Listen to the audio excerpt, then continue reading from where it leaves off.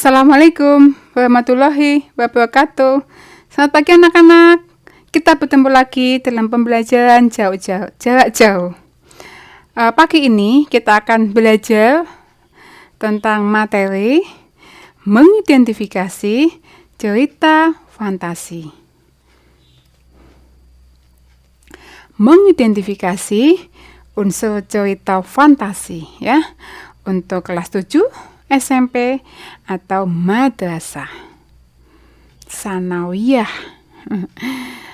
Adapun kompetensi dasarnya adalah mengidentifikasi unsur-unsur cerita fantasi yang dibaca dan didengar.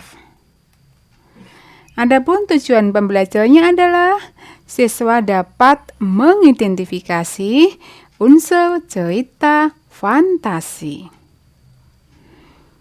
Siapkan bukumu dan jangan lupa berdoa. Mengidentifikasi unsur cerita fantasi. Apakah cerita fantasi? Kalian tentu pernah menonton film Doraemon, Naruto, Tayo, Subatsa, gitu. Mengasihkan bukan? Iya dong, sangat mengasihkan. Nah, anak-anak, apakah film tersebut termasuk cerita fantasi? Baiklah, kita lanjutkan dulu yang berikut. Nomor 1, pengertian cerita fantasi. Cerita fantasi adalah cerita fiksi yang bersumber dari imajinasi, khayalan atau angan-angan pengarangnya. Peristiwa yang diceritakan adalah peristiwa yang tidak benar-benar terjadi. Tokoh dalam cerita fantasi adalah tokoh fiktif, hanya ada dalam imajinasi pengarang. Dalam cerita fantasi, pengarang bisa mengembara ke alam supernatural, ya, no limits. 2. Apakah ciri umum cerita fantasi? Iya, ciri yang pertama atau A, cerita fantasi mengandung keajaiban, keanehan atau kemisteriusan, ya, misterius gitu ya. Cerita fantasi mengungkapkan aspek-aspek supernatural atau kemisteriusan atau kegaiban yang tidak ditemui di dunia nyata. Cerita fantasi atau imajinasi berupa cerita fiksi imajinasi atau dunia imajinatif yang diciptakan penulis. Pada cerita fantasi, peristiwa atau keadaan yang tidak mungkin menjadi biasa atau mungkin terjadi. Kita lanjutkan anak-anak. Yang kedua atau B, cerita fantasi memiliki ide cerita. Jadi, ide cerita terbuka terhadap daya khayal penulis. Ide penulis tidak dibatasi oleh realitas atau kenyataan.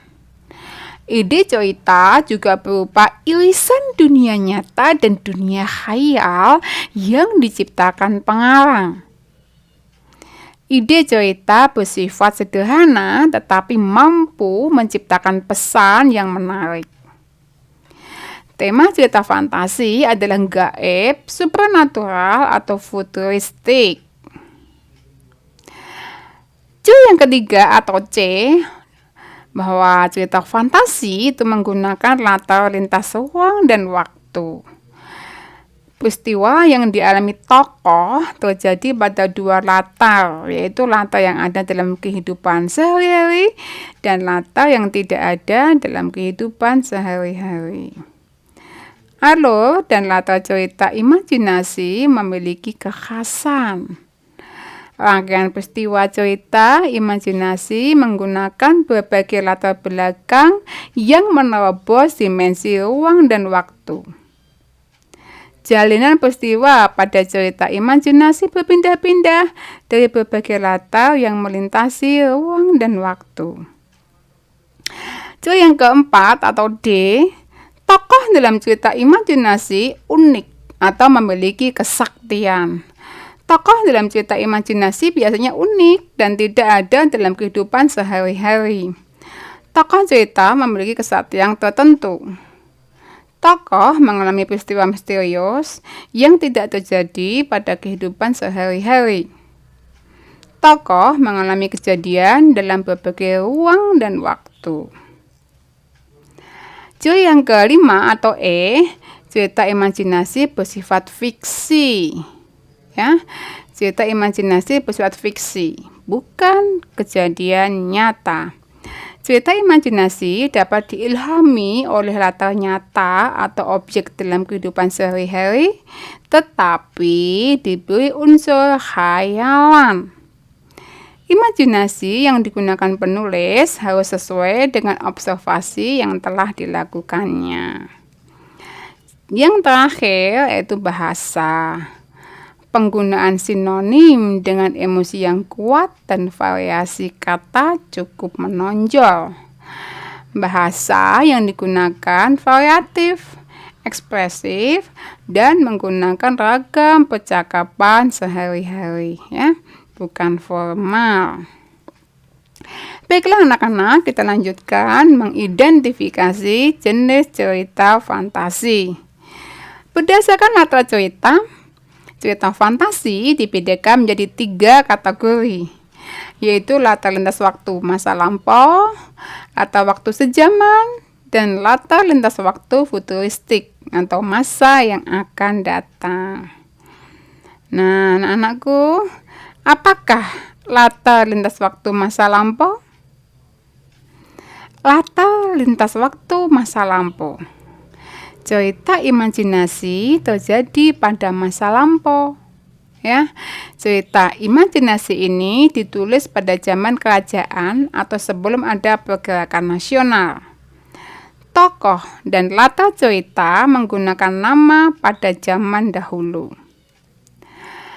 Nah, sekarang berikutnya, apakah latar waktu sejaman? Latar waktu sejaman yaitu cerita imajinasi terjadi pada masa sekarang. Cerita imajinasi tersebut ditulis pada zaman sekarang. Nah, sekarang apakah latar lintas waktu futuristik atau masa yang akan datang? Anak-anak, latar lintas waktu futuristik atau masa yang akan datang yaitu cerita fantasi terjadi pada masa yang akan datang atau futuristik. Cerita fantasi tersebut ditulis pada zaman sekarang, tetapi berisi imajinasi penulis tentang peristiwa yang akan datang. Tokoh dan latar cerita menggunakan nama dan latar pada zaman yang akan datang. Cerita fantasi tersebut misalnya cerpen dan novel yang menggunakan alur atau waktu yang akan datang. Nah, kita lanjutkan anak-anak yang kucintai. Jenis cerita fantasi. Jenis cerita fantasi berdasarkan kesesuaiannya dalam kehidupan nyata ada 2 kategori, yaitu fantasi total dan fantasi sebagian atau irisan. Apakah fantasi total? Ya, cerita fantasi total berisi fantasi pengarang terhadap objek tertentu. Pada cerita kategori ini, semua yang terjadi pada cerita, semua tidak terjadi dalam dunia nyata. Misalnya cerita fantasi Nagata, itu total fantasi penulis. Ya, jadi nama orang, nama objek, nama kota benar-benar rekaan khayalan pengarang atau penulis, Ya. Baiklah anak-anak, kita lanjutkan. Apakah fantasi irisan?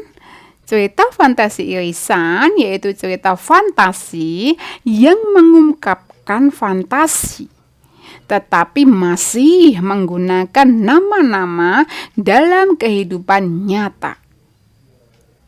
Nama tempat yang ada dalam dunia nyata atau peristiwa yang pernah terjadi pada dunia nyata. Kita lanjutkan anak-anak. Untuk berikutnya adalah pertanyaan ya. Nomor 1. Apakah yang dimaksud dengan cerita fantasi? Yang kedua, apakah yang dimaksud dengan cerita fantasi irisan? Yang ketiga, jelaskan cerita imajinasi dengan latar lintas waktu masa lampau. Kita lanjutkan anak-anak yang berikutnya. Perhatikan kutipan cerita berikut. Putri Cermin Cina.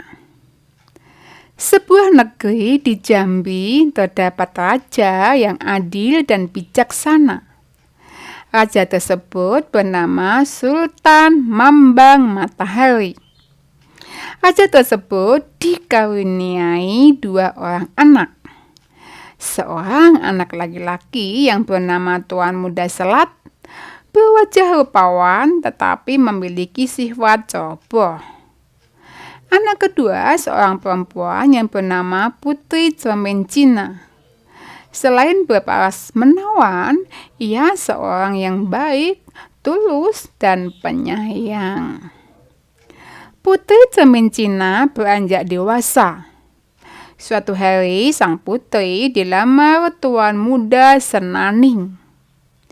Rencana pernikahan segera disepakati, tetapi Sultan Mambang ingin menundanya dalam waktu 3 bulan.